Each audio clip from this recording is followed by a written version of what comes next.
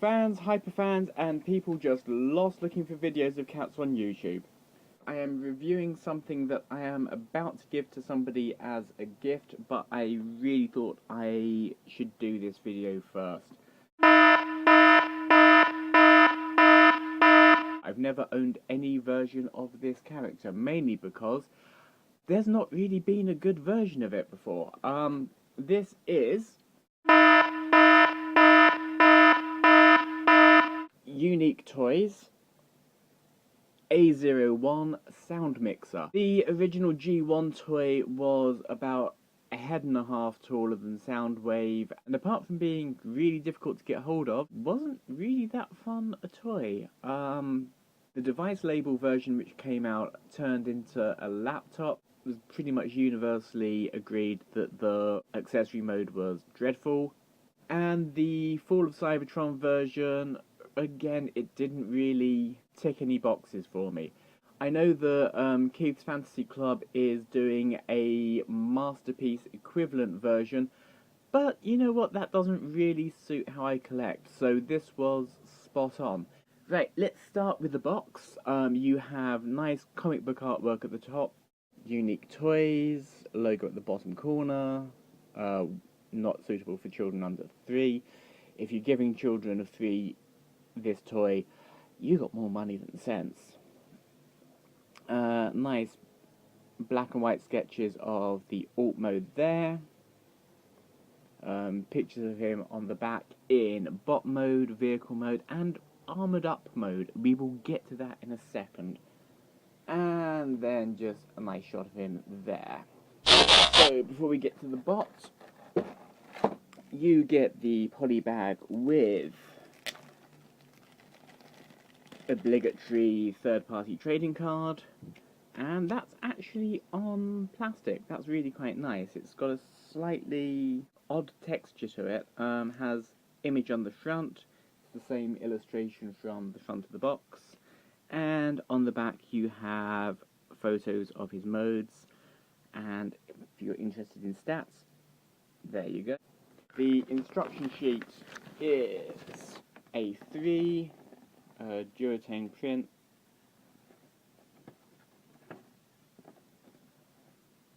and I will need that in a second, because whilst I have had a look in the box just to double check everything is here, I have not actually transformed it. So, nice double layer clear shell, and here we have yeah, not quite blaster, is it?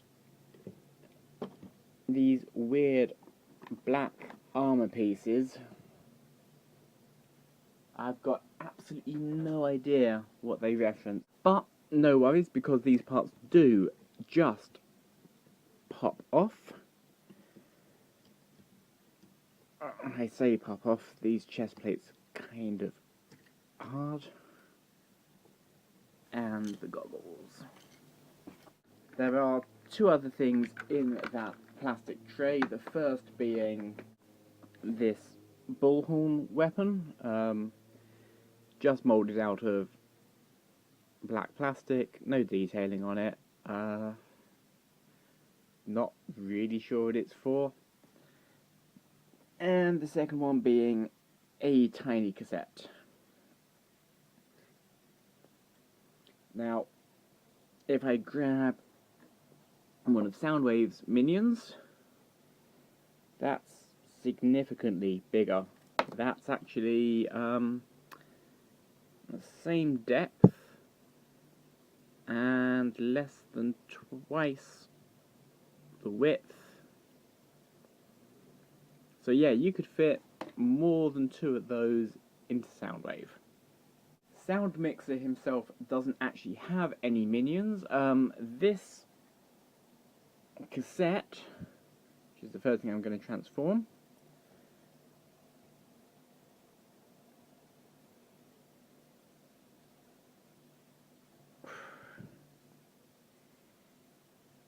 just becomes his gun.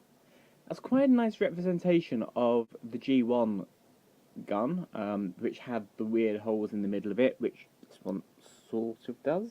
So let's actually have a look at the main event. Let's look at a blaster. That's a pretty cool robot. Proportion-wise, he's a little bit strange. His arms are a tad short. Body's nice and long, legs are nice and long. Detailing on him's fantastic. Tiny little paint apps in the chest, which are really bright chrome. The blue on his thighs. Everywhere, it's just so nicely painted. The plastic feels nice, good quality, about the same as Mania King. The head might be a little bit thin, but forgivable. The eyes, I can't actually tell if the eyes are painted a little bit off-center, or whether it's just this top grey piece has been stuck on a little bit skew-if. Either way, it's not a massive detraction, but it's one of those little niggling things. The red plastic actually seems to have a little bit of a silver fleck in it. I'm not sure whether the camera's picking that up or not, but it's just sort of like a little bit of glitter mixed in with it. Makes it look nice and metallic. He's got fantastic articulation. Head is on a ball joint, so 360, a little bit up, a little bit down, a little bit to either side. He's got a waist swivel, 360, again for transformation, but still useful. The arms are on a hinge and a turn. He's got swivel at the elbow, bend at the elbow for 90 degrees, nothing at the wrists, and the hands are articulated at the first set of knuckles. He's got the 5mm hole moulded in, so you can actually still hold the gun with his hand wide open, but that's still kind of cool. All the fingers are actually a single piece, so there's no just pulling the finger up.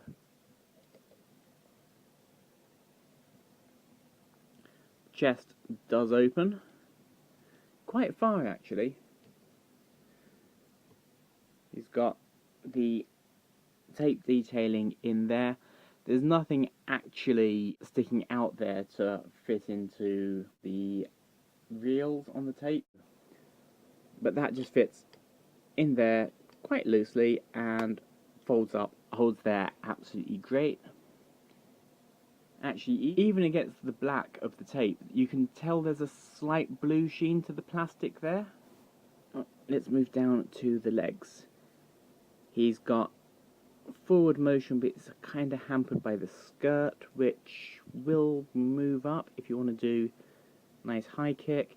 He's got a turn at the thigh. He's got a turn just below the knee. Knee is 90 degrees, and at the feet he's got a little bit of rock, nothing backwards and forwards. You know, pretty good. And before I do any transformation, let's just do a size comparison. There he is next to G1 Soundwave, and whereas the G1 Blaster toy absolutely towered over that guy, he's half a head shorter, maybe even a quarter of a head, so pretty good scaling.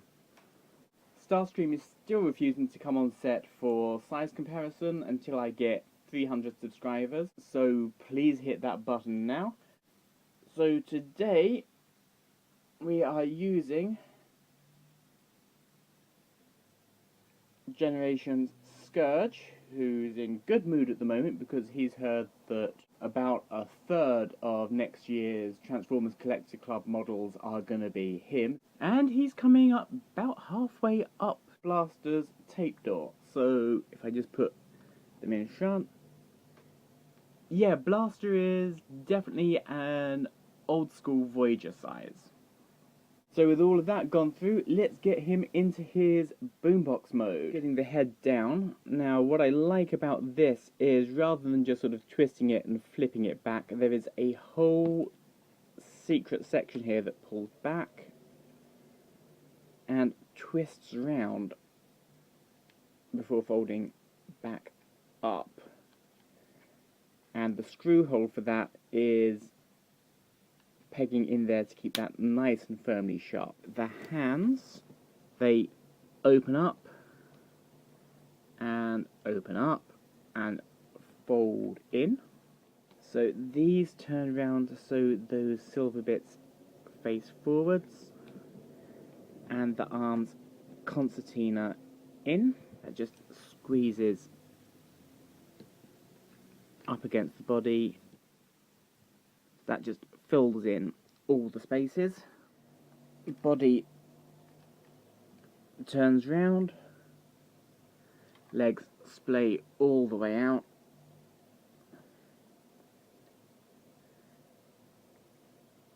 knees turn up at the thigh. These panels unfold and unfold on both sides, making sure that the knees are facing up.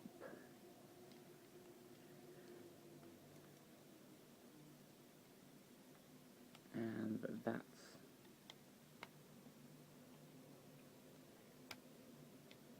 okay. Now I've seen a couple of people have issues with this bit. Hopefully mine will be okay. Where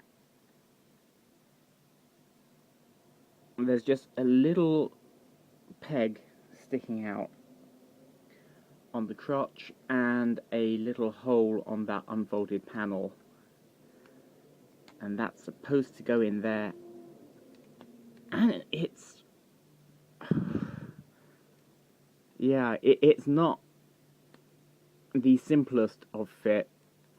One side is nice and tight and the other one just wants to keep popping out. Feet fold down and push in. On the back we've got these bits, but it should hook in. Doesn't seem quite enough clearance to do that. There we have it. There we have Blaster as his boombox. Now for size comparison, let's just get him side by side with Soundwave. About the same height. Soundwave's rocking in a little bit deeper, and lengthwise, yeah, Blaster's winning out. But that's a pretty good alt mode. The back is a little bit hollow around the legs. You can tell there's folded up robot legs there. Detailing on the side's great. Tape deck still opens.